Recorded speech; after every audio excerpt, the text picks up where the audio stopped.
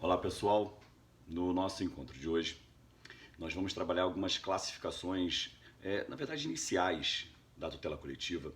Eu vou trabalhar com vocês uma classificação importante da tutela coletiva, né? Tutela coletiva de direitos e tutela de direitos coletivos. Traçar a diferença entre tutela coletiva e ação coletiva.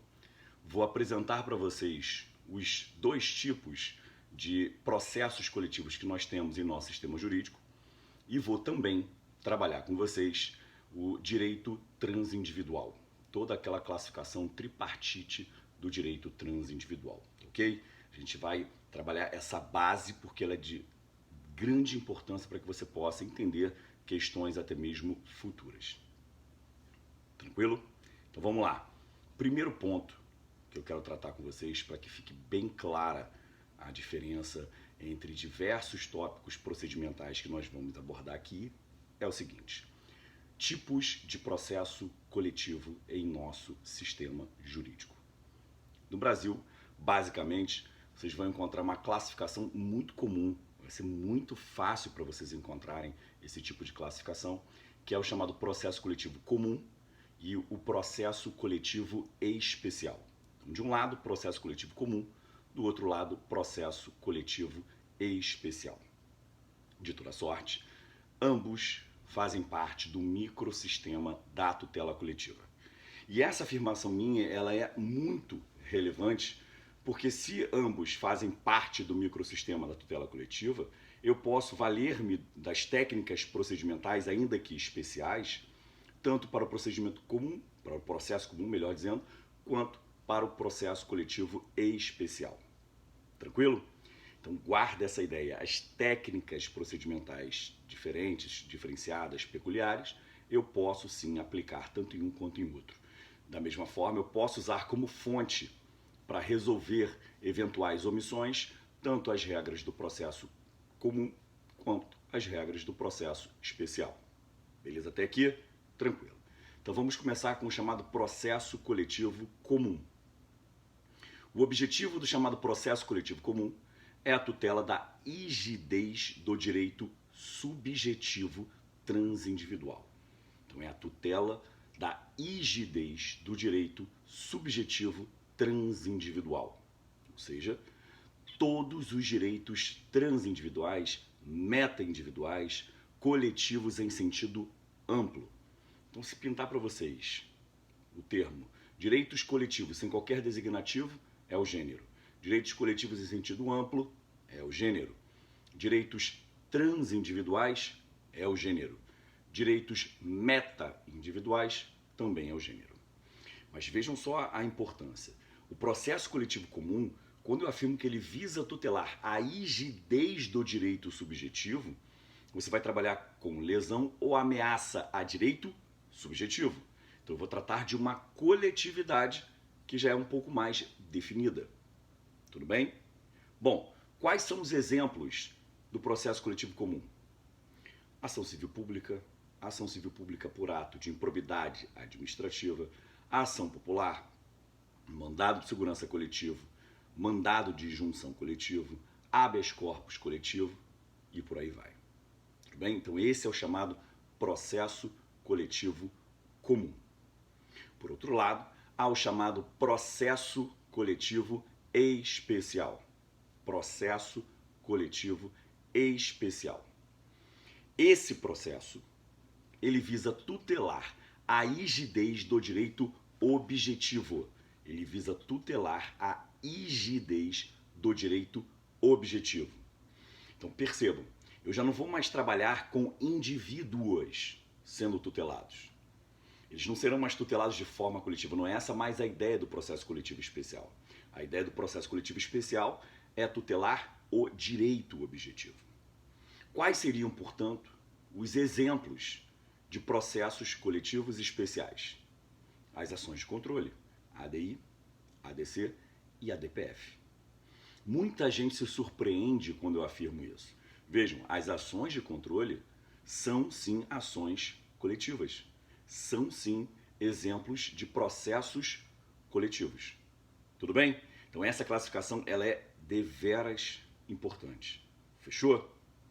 Pois bem, há autores que afirmam que os chamados processos repetitivos também podem ser considerados como processos coletivos. Eu até comungo dessa mesma ideia, inclusive sustento isso até no meu livro. Sustento que os processos repetitivos, ou a técnica dos processos repetitivos, também pode ser considerada como um processo coletivo. Só que eu vou abordar isso em um vídeo específico, que eu acho que vai ficar mais organizado. Beleza? Mas já deixo isso anotado para vocês, que muitos autores sustentam que a técnica dos processos repetitivos acaba gerando uma forma de processo coletivo. Tudo bem? Vamos a uma outra agora classificação. Tutela coletiva. De cara, muita gente me pergunta assim, professor, qual é a diferença entre processo coletivo e a tutela coletiva? Tutela coletiva é um gênero muito mais amplo do que processo coletivo.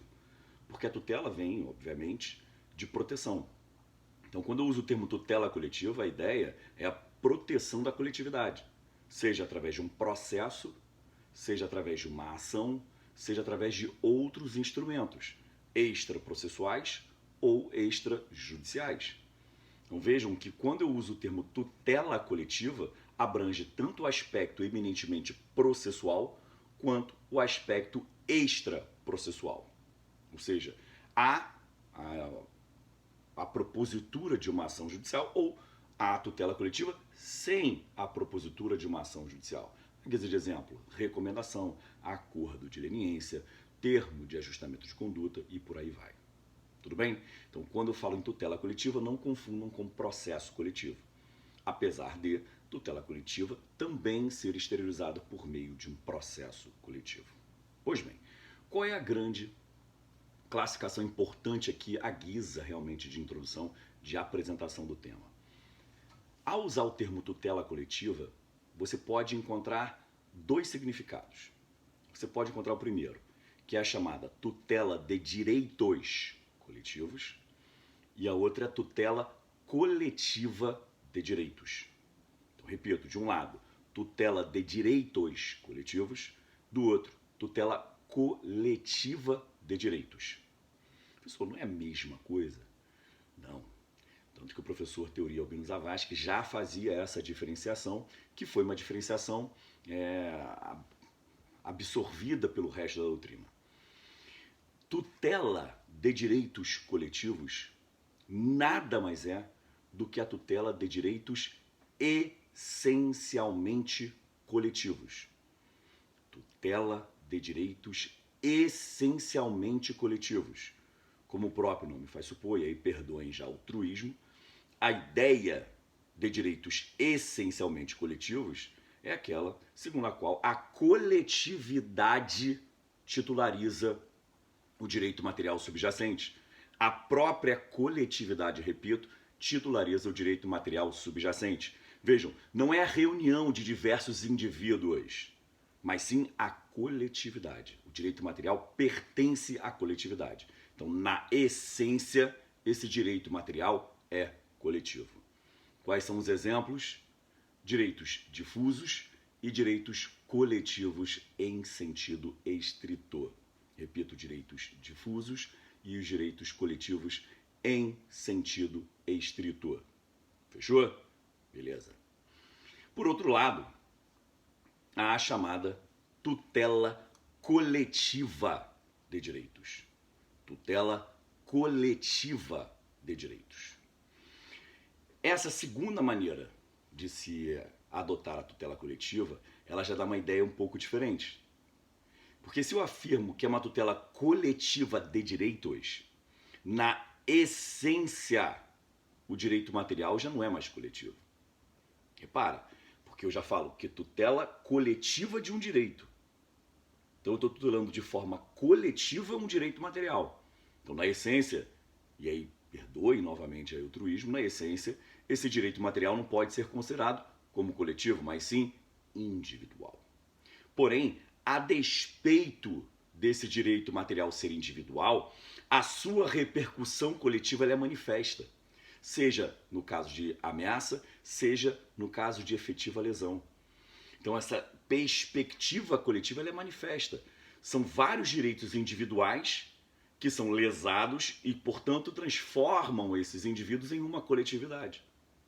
Por isso que José Carlos Barbosa Moreira, um dos maiores gênios, se não o maior gênio do direito processual brasileiro, ele afirmava que a tutela coletiva de direitos tutela direitos acidentalmente coletivos. Direitos acidentalmente coletivos, que se formam de maneira coletiva em virtude de algum fato comum. Qual é o exemplo? Os direitos individuais homogêneos. Então, os direitos individuais homogêneos geram a chamada tutela coletiva de direitos. Professor, mas por que isso é importante? Essa classificação ela gera tanta repercussão procedimental que merece, obviamente, análise em apartado, mas só para a guisa de curiosidade. Por exemplo, dependendo do direito material ventilado, se é difuso, se é coletivo em sentido estrito ou se é individual homogêneo, o regime jurídico da coisa julgada material pode ser alterado. Eu posso mudar, por exemplo, a eficácia subjetiva da coisa julgada. Então, isso já é de extrema relevância. Tudo bem? Então, fica atento que não é só uma questãozinha de mera nomenclatura. Isso gera, sim, repercussão. Tranquilo? Então, vamos lá. Falta falar ação coletiva. Quando que eu posso afirmar que uma ação, a gente vai ter até uma aula específica sobre isso, mas eu quero só tratar a questão de nomenclatura. Quando que eu posso afirmar que há uma ação coletiva? Toda vez que a pretensão deduzida versar sobre a tutela de uma coletividade. Então, se a ação foi proposta com a finalidade, com o viés de tutelar uma determinada coletividade, eu já posso afirmar que essa ação é coletiva. Tudo bem, senhores? Então, isso é de extrema importância. A gente vai ter aula sobre a ação coletiva. Eu vou trabalhar com vocês, por exemplo, algumas nomenclaturas que são comuns. Ações essencialmente coletivas, ações acidentalmente coletivas, ações individuais com repercussão coletiva e as chamadas ações pseudo-individuais. Então vejam que são nomenclaturas que são importantes, mas que serão objeto de uma aula específica.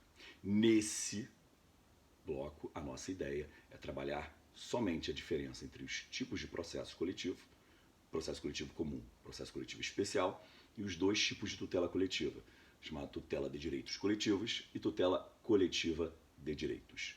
Tudo bem? Beleza? Então, no próximo bloco a gente continua.